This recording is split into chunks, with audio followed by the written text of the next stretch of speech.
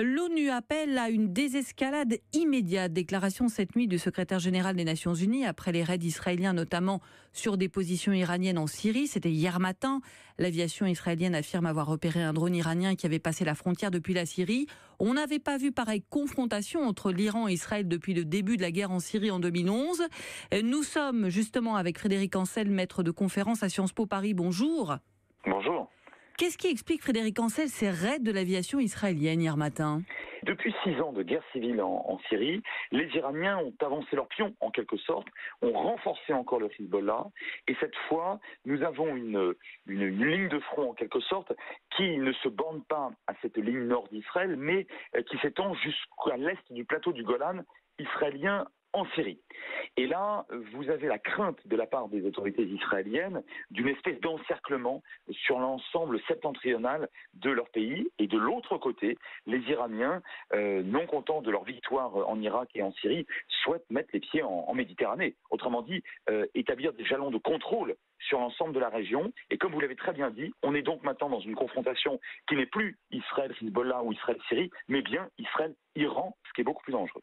Est-ce qu'on peut craindre une escalade justement après ces raids menés hier matin par l'armée israélienne et la réponse des Syriens ? Alors, je ne le crois pas pour une raison qui se trouve à Moscou. Parce que nous avons aujourd'hui des relations qui sont tout à fait correctes entre les Russes et les Israéliens, chacun souhaitant, entre guillemets, se partager l'espace aérien syrien sans accident. Et par ailleurs, entre Moscou et Téhéran, on est sur un véritable axe stratégique également. Et bien sûr, je ne vous parle pas, parce que c'est évident, de l'axe entre Moscou et Damas. Et donc je dirais que la solution pour une désescalade se trouve effectivement chez Vladimir Poutine. Je suis assez optimiste car tant qu'il n'y a pas d'escalade au sol, autrement dit lorsqu'il n'y a pas de confrontation directe entre Israéliens d'une part et Hezbollahi, Syriens ou Iraniens d'autre part, c'est une situation qui reste quand même sous contrôle. Ça peut perdurer ces tensions assez vives là dans les mois qui viennent ?